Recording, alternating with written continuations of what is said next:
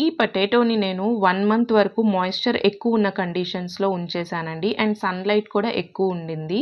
So, దీనికైతే sprouts వచ్చేసాయి చూడండి. ఈరోజైతే ఈ వీడియోలో మనం అండర్ మైక్రోస్కోప్ ఈ స్ప్రౌట్స్ ఎలా కనపడతాయి అన్నది చూద్దాము. అండ్ చాలా విషయాలు డిస్కస్ చేసుకుందామండి. అసలు ఈ స్ప్రౌట్స్ ఎందుకొస్తాయో మీకు తెలుసా? టూ వార్మ్ కండిషన్స్ గానీ, లేదంటే మాయిశ్చర్ ఎక్కువ ఉన్న కండిషన్స్ ఆర్ సన్‌లైట్ ఎక్కువ దానికి తగులుతూ ఉంటే వాటికి ప్రెజెంట్ అయ్యున్న నోడ్స్‌లా ఉంటాయి చూసారా? వాటిని మనం డార్మెంట్ ఐస్ అంటామనమాట.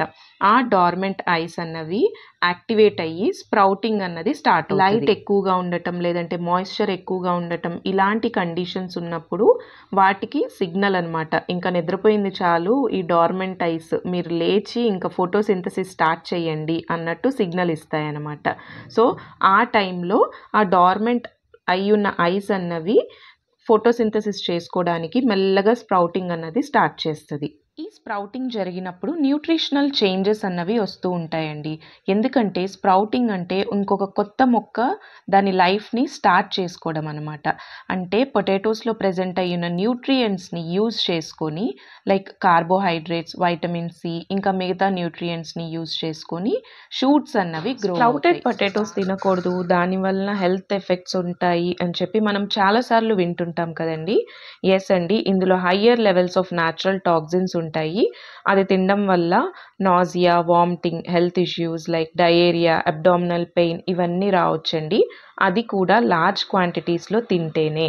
ఇక్కడ చూడండి మనకి parenchymatous cells and different types of cells కనపడుతున్నాయి కదా.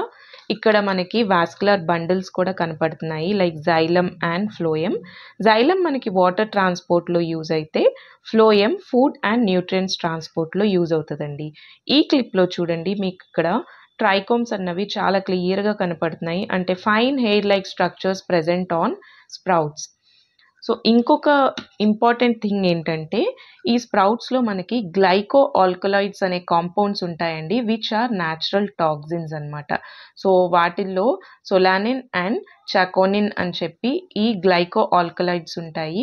ఇవి న్యాచురల్ డిఫెన్స్ మెకానిజంగా యూజ్ అవుతాయి పొటాటో పెస్ట్స్ నుండి అండ్ డిసీజెస్ నుండి ప్రొటెక్షన్‌గా. అండ్ మనం తినేటప్పుడు ఈ స్ప్రౌట్స్ అన్నవి రిమూవ్ చేసేసి అండ్ కొంతమంది పీల్ చేయకుండా తింటారు. బట్ పీల్ చేసి ఆ గ్రీన్ కలర్ లేయర్ రిమూవ్ చేసేసి థరోగా కుక్ చేసి తినటం బెటర్ అండి.